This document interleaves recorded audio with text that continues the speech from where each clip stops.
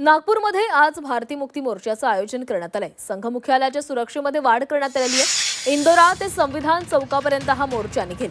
संघ मुख्यालयाकडे जाणाऱ्या मार्गावर कडक बंदोबस्त असणार आहे। तर आज भारत मुक्ती मोर्चाचा धडक मोर्चा इंदोरा ते संविधान चौकापर्यंत जाणार आहे। अगोदर हा मोर्चा संघ मुख्यालय इथे धडकणार होता, मात्र आता या मोर्चाचा मार्ग बदलून इंदोरा ते संविधान चौक असाच करण्यात आलाय। मार्ग बदलला असला तरी भारत मुक्ती मोर्चाच्या पार्श्वभूमीवर संघ मुख्यालय परिसरामध्ये सुरक्षा व्यवस्था प्रचंड वाढवण्यात आलेली आहे। संघ मुख्यालयाकडे जाणाऱ्या प्रत्येक मार्गावर मोठ्या प्रमाणात पोलीस तैनात करण्यात आले आणि इथल्या सुरक्षेचा आढावा घेतलाय आमचे प्रतिनिधी सुमित ठाकरे यांनी।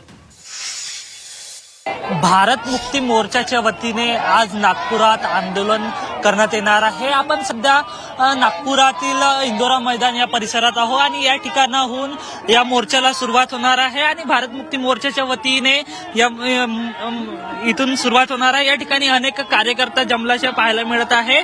भारत मुक्ती मोर्चाच्या कटक येथील ओडिशातील अधिवेशनाच्या परवानग्या रद्द केल्याच्या निषेधार्थ आज नागपुरात भव्य महामोर्चाचे आयोजन करण्यात येणार आहे। तर या ठिकाणी इंदोरा मैदान ते संविधान चौक हा या मोर्चाचा मार्ग असणार आहे। या ठिकाणी आधी पाहायला गेला तर या ठिकाणी आधी RSS मुख्यालयावर हा मोर्चा निघणार होता, मात्र पोलिसांच्या वतीने हा मोर्चाच्या परवानग्यामध्ये काही बदल करण्यात आलेला आहे। तर या ठिकाणी आपण पाहू शकता की पोलिसांचा सुद्धा या ठिकाणी काळेकोट बंदोबस्त सुद्धा पाहायला मिळत आहे।